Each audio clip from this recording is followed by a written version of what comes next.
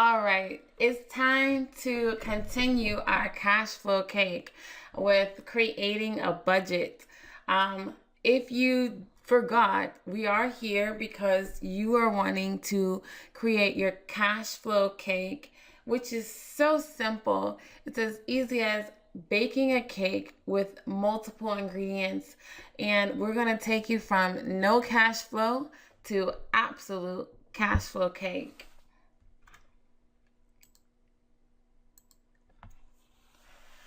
So as you can see on our list of ingredients, we definitely made it to the sugar. And I can tell you, I love spoons and measuring, but sugar is what puts the in our cake. So I hope that you guys can really understand how sweet it is to budget, okay? It doesn't sound like it. However, like I said, this is a cake, and sugar is a very important part of making this ingredients and putting them together. So as you can see, it says that creating a budget is you use your raw data that we got and face the facts to assess your needs versus your wants by creating this balanced and network sheet or book.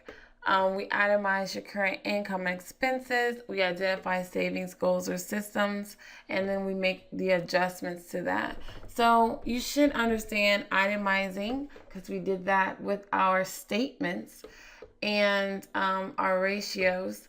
So if you understood what we did our last module and faced the facts when we were measuring and all of our ingredients within our own pictures, then you can definitely understand how to do the same here. So we are working our way up this ladder, and I just can't wait until we have grasped the concept of each ingredient so we can finally bake this wonderful, awesome cake.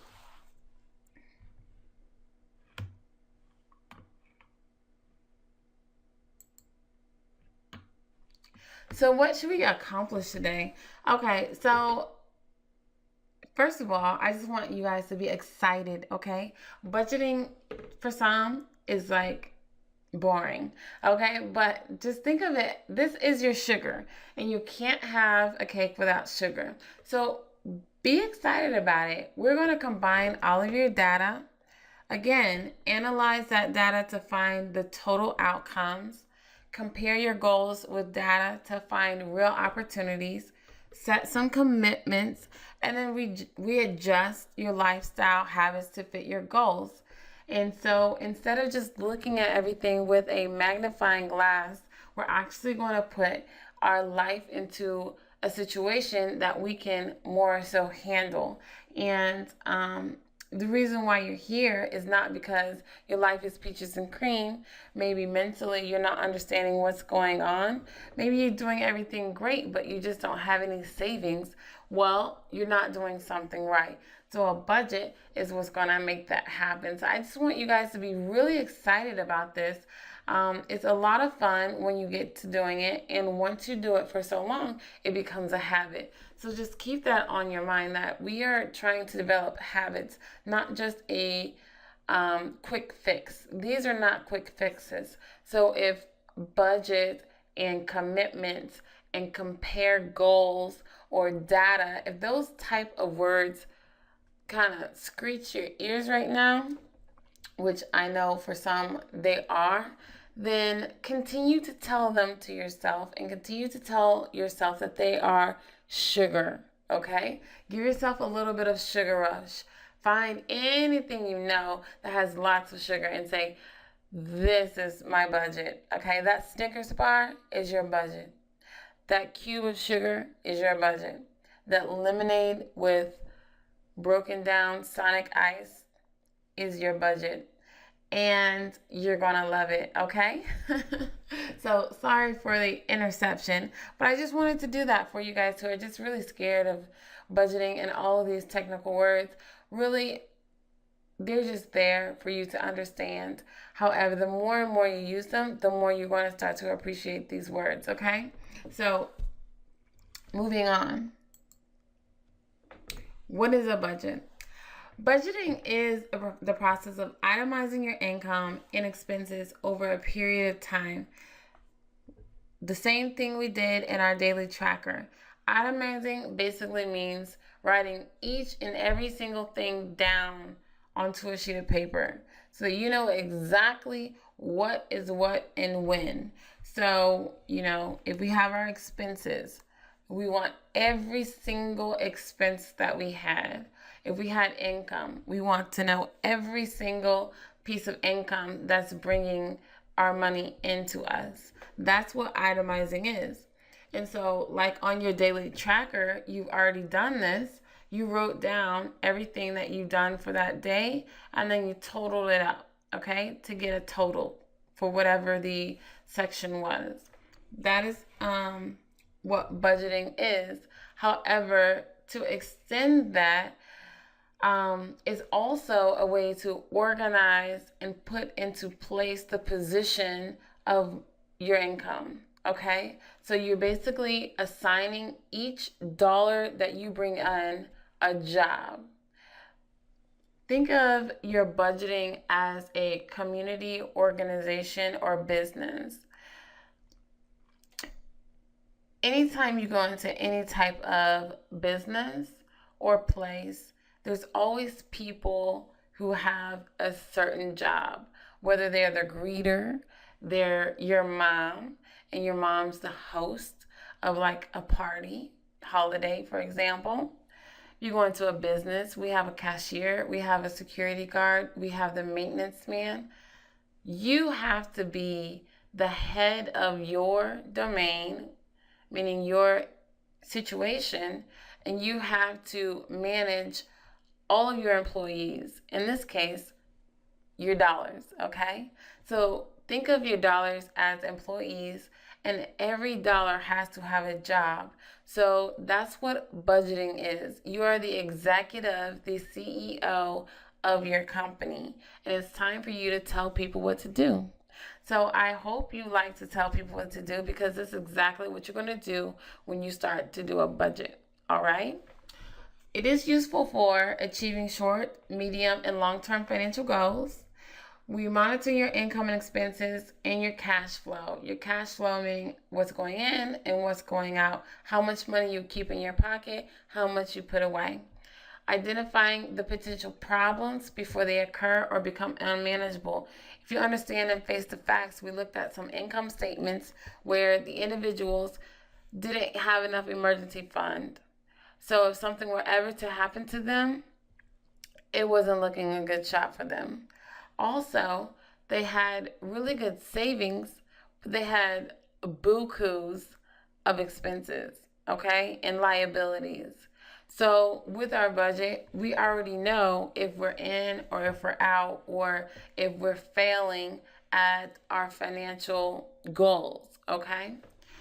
Planning and preparing for future expenses, including both anticipated and unanticipated. Again, emergencies. So if you know you have a wedding coming up, you're going to plan for that. If you don't know you're going to break your leg next month, well, you've already planned for that, okay? So that's kind of extreme, two very big extremes, but that's just puts it in perspective. We have to plan for everything. That way we're never, ever, ever caught off guard, okay? So you're going to make your money, your security, your management team, your hospital. You're going to make your money your everything, okay? And it is your job to put each dollar in its rightful position.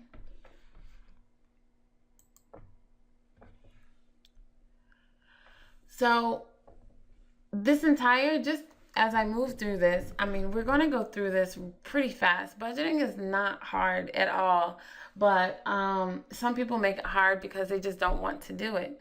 They're afraid of seeing their money go to things outside of their wants. And some people are really afraid of spending money on their needs because once they do that, they feel like they'll never, ever, ever be able to take care of themselves or have a little bit over for themselves because they're so busy spending money on bills. Or the opposite, some people just don't care about bills and they just want to live for the now because they think that life is going to end tomorrow. So why not just spend it all? Well, it's not the way to live, and those are very extreme ways of living. And we're trying to pull ourselves in the middle where we feel like, hey, I can do this, what I want, and I can also take care of myself over here and do the things that I need. And so budgeting helps you create that balance, okay? So even though this module is not going to be too long, I want you guys to make sure that you get all the sugar that you need because it is very important that you get this. Without budgeting, you're not going to be very successful in the remainder of your financial journey, okay? So, enough of being so serious. I want you guys to just lighten up, put your shoulders down, have somebody rub your back, okay? Let's go through these budgeting steps. So the very first thing you're going to do is assess your current financial standing in an organized manner. We've done that. If you've done that, go ahead and give yourself a pat on the back because Face the Facts got rid of all of that, okay? You did it. You got through the first step of budgeting. The very second one is an itemized list of income and other cash inflows. Does that sound familiar? You've done that as well. So go ahead and check that off your list too. If you went through Face the Facts. Now, had you not been through Face the Facts modules, then you probably want to go through those modules and then come back. Don't come back here until you've done that because that module section is very important to this one, as you can tell. The next thing is going to be to itemize a list of expenses and other cash outflows, okay? So all of your expenses and all of your liabilities, all of your mortgage notes, anything that's getting rid of your income. We've already done this as well. So check that off. Aren't you guys happy we went through these sections? The fourth one, identify goals and determine additional savings needs to reach those goals. Now we're getting into the budgeting part we haven't gotten into yet. Now, we did do goals, and we did determine our savings needs, some of them. But for some of us, we still need to determine that, and we're going to figure out how to do that. Then we're going to add everything up to compare income with our expenses, and we know how to do that, especially with our ratios now, right? And then we'll make adjustments if needed. So, like we stated already, we'll take our ratios, see if we're within our means, and if things are not correct, we'll adjust and make them right. The seventh one is going to meet goals and reshape your financial portfolio. This is where we just put everything into place. We set our little goals and we say, okay, how can I get my money where it needs to be instead of where it is right now, okay? So we're going to set those goals and we're going to make sure that we get there. Then we monitor and review, rinse and repeat, okay? Easy enough. These 8 steps we have went through. And as you can see, since we already laid the platform before, especially with Dig Deeper and Face the Facts, it makes budgeting that much more simple, okay? And that's the reason why we went in that order, for that very reason. So you can be understanding this cycle of rinse and repeat for our finances. If we take these steps seriously, then this will become a habit and you won't even have to worry about remembering these steps. You will do them without even knowing that you are, okay? So I'm really excited for you guys because half of this list we already have down.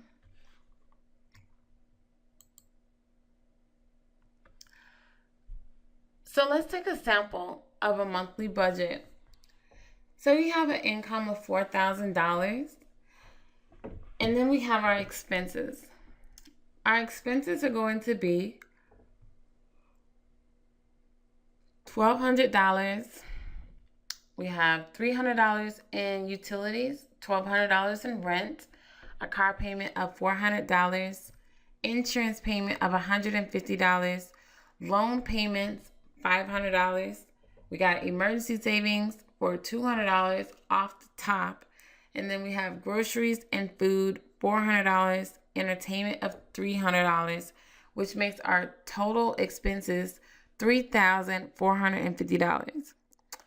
After we take $3,450 out of our $4,000, we were left with $550.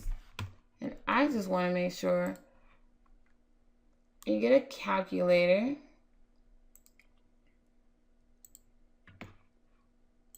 Let's just make sure that was correct. So we got $4,000 minus $3,450.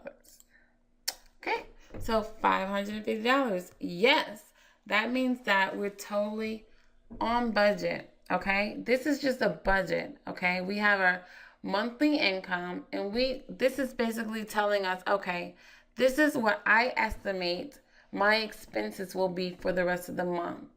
So at the end of the month, I should be left over with $550 to put in my pocket and do whatever the heck I want to with it. I can put extra money in savings. I can go to the mall, go shopping, whatever I want. So this is the budget. And it looks like it's a great one, okay? Anytime you got money left over. So that is what we're going to be doing with your own. We're going to take what your income is. We're going to break it down into, okay, what legitimately is our budget and what do we need to make it? And we're going to use our daily sheets to figure out these numbers, these estimates, because that's what they are. They're average guesses. So if you take each of your daily or weekly sheets, expense sheets, and you average the totals like up. So if you average, your rent or, average your car payment, you will get a number. And that's the number that you want to shoot for. And then you want to put all of that on a piece of paper, just like your income statement, and see if you get a surplus or a deficit. Surplus being you have money open to use.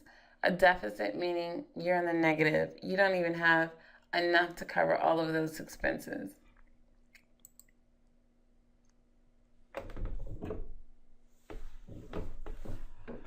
So now you should understand what budgeting is. We went through it. We've done an income statement. You should be very familiar with that. Budgeting is just a great way to average your expenses, keep track of what's going in, and keep track of what's going out, and making sure that everything on your books are balancing, okay? Here's some tips for overspending, because usually whenever we make a budget, let me go back for just a second. We may have utilities for $300. We may overspend that because we kept the water running. Cable TV was on all the time. We might have groceries and food, a budget of $400, then decided to throw a party and end up spending $800 instead, okay? And then we went out with some friends who put us over budget because our friends wanted to, instead of going to the movies every weekend, they wanted to go to Florida and have a vacation, and easily overspent entertainment by $300-$400 to help out a friend, to have fun, which is not very important. So this is why we want to talk about overspending, because it's possible. We are humans and we make those errors, and we want to make sure that we don't do that. So let's get into it. First of all, you want to keep track of your money. You want to use those daily sheets or some type of program to keep you on track. The more you understand and know where your money is going, the more you're going to keep it again under control. You're going to need to pay your essential bills first, survival and your savings. So your survival, meaning your house note, your utilities, your car note payment. These are the things that keep you moving through the week. I have been that person without a car. I have been that person who's been wondering and, where is the next check going to come so I can keep a roof over my head. And I've been that person with no savings in the bank, okay? You don't need to be that person ever again if you have been there. So survival and savings goes first, off the top. I don't care if you have $1 left, 10 cents, 50 cents of that needs to go into your savings account, period. You never know when you need it. And we always think we're in an emergency. Sometimes we're just not until we get into a real emergency, and we'll thank God that he gave us or allowed us to keep that 50 cents in our bank account. Believe me, the day will come where you thank me for that small sermon. All right. The next thing is analyze your actual extra income, okay? Your surplus. You got $550 like the last balance budget that we just saw. Well, what are you going to do with that $550? Analyze it. Is it really extra income? Can you really survive off of the money you have if you spend that? So be very responsible and say, you know what, maybe I do need to catch up on the savings I didn't put in last week and put that in your savings account. You're going to log your expenses. The same way you're tracking the money that comes in, you need to track the expenses that go out.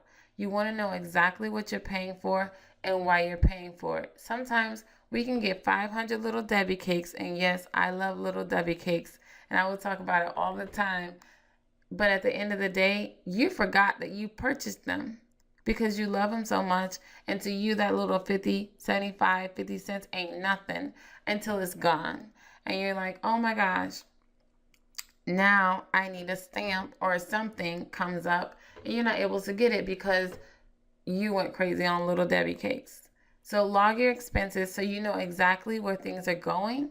And that way you can determine what your excessive spending is going towards. Eat at home. I don't know how many times we can go to McDonald's. Okay, I just hate McDonald's.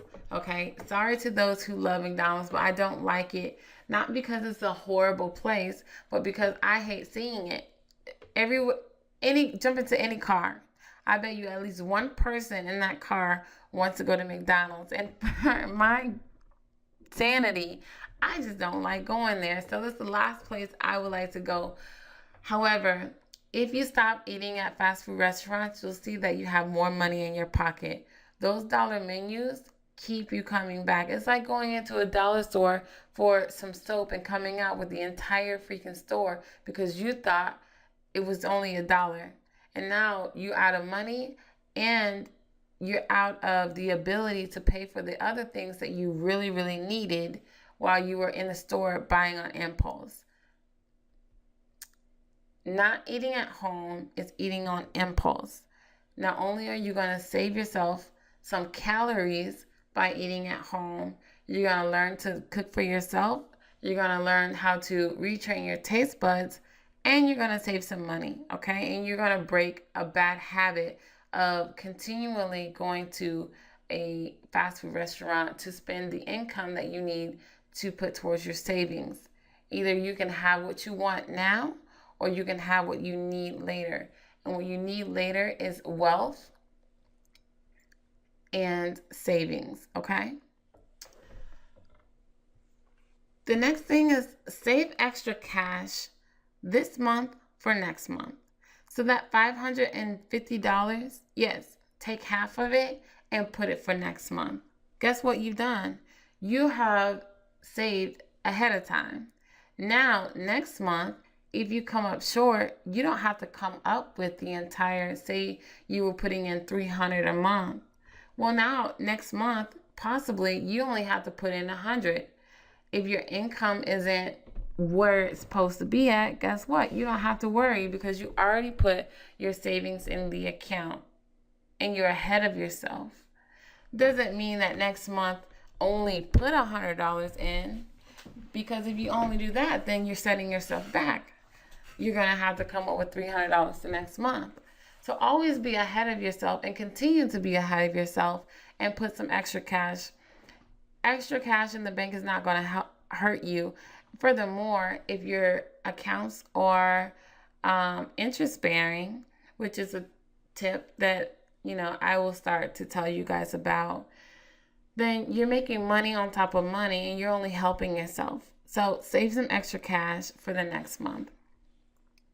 The next thing is use a list when shopping and review your budget funds before going.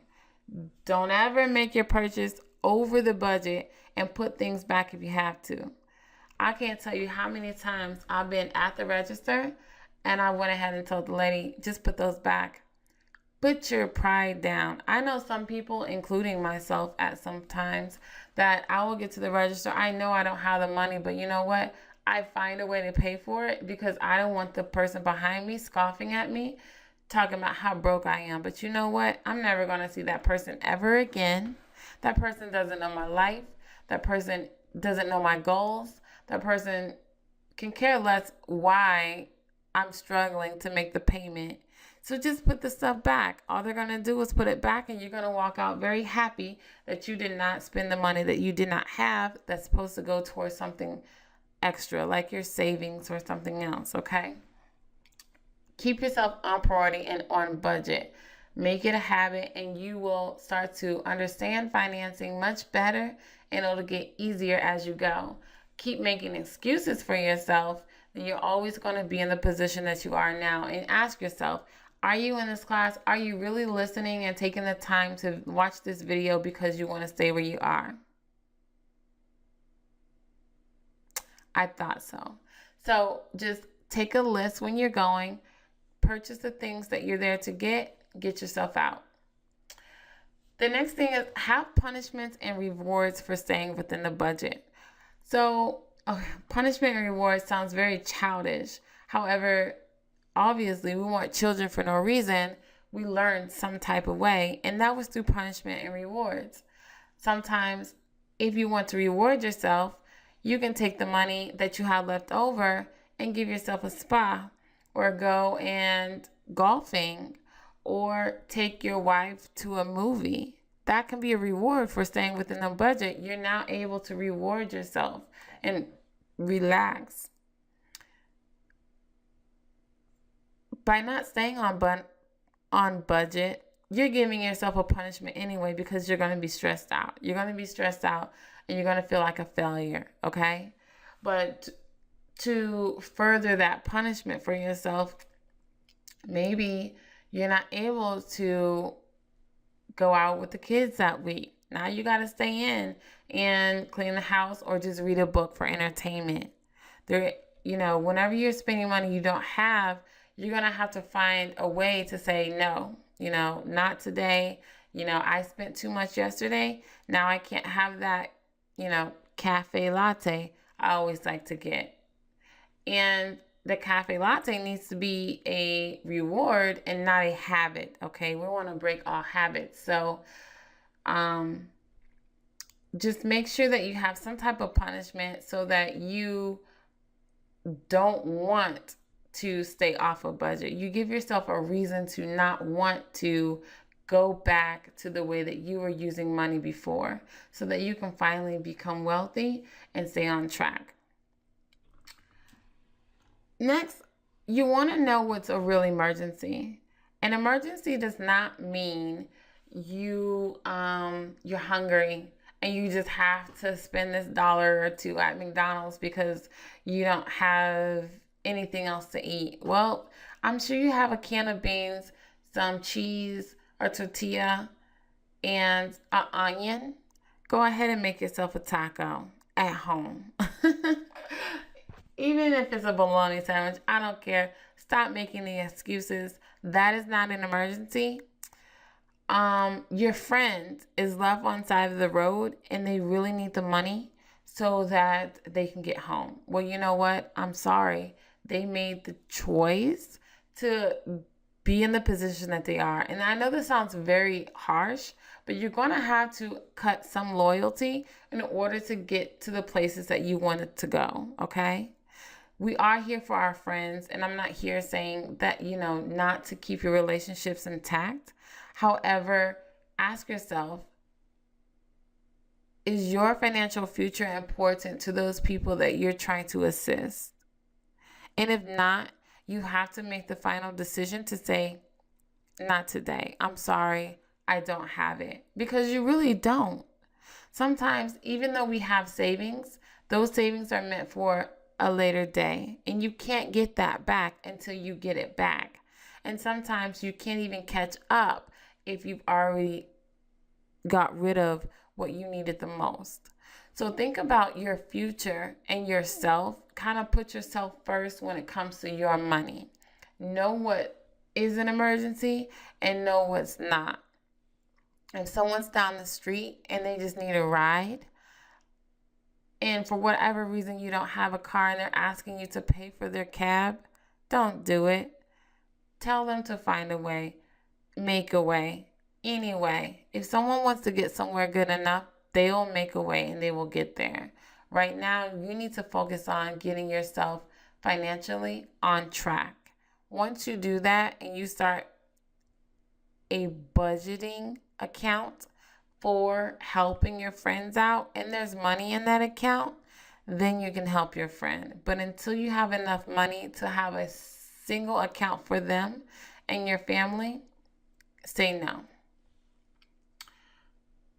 And that goes for yourself as well. Know what is an emergency.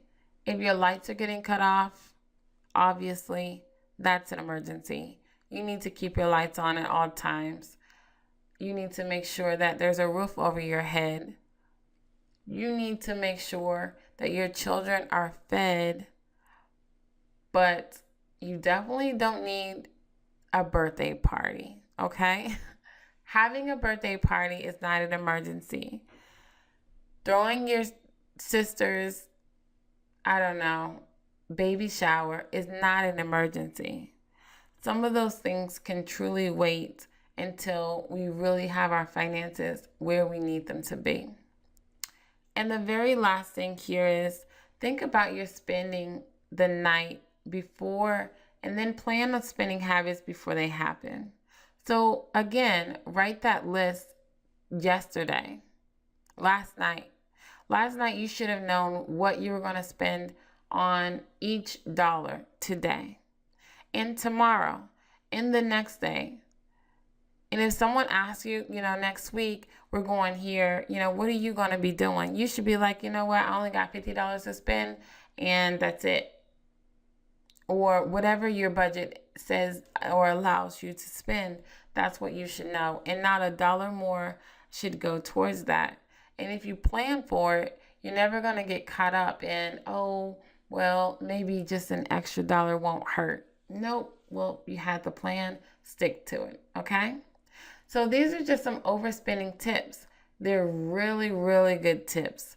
If you use these to your advantage, you will instantly see that your financial future will change with a snap of the finger. And you'll be wondering, I got more money in my pocket. What do I do now? You follow your rules, you follow your guides, and you make sure you stick with your own budgeting plan. That's what you do. And you keep as much money in your pocket or in your accounts as possible. Get a jar, put it in there, hide it from yourself when you get home. Just drop it in the jar. If it's not on you, you won't be thinking about it, okay?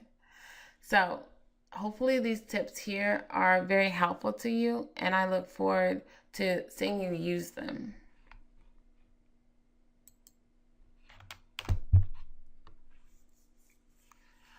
What you need to know about budgeting is that it does involve documenting your income and your expenses. It's going to be useful for monitoring and understanding your actual cash flows over time. and you should know them by yourself. Anybody should be able to walk up to you and say, you know, what's your cash flow? Are you positive? Are you negative? Are you breaking even? What type of situation are you in right now?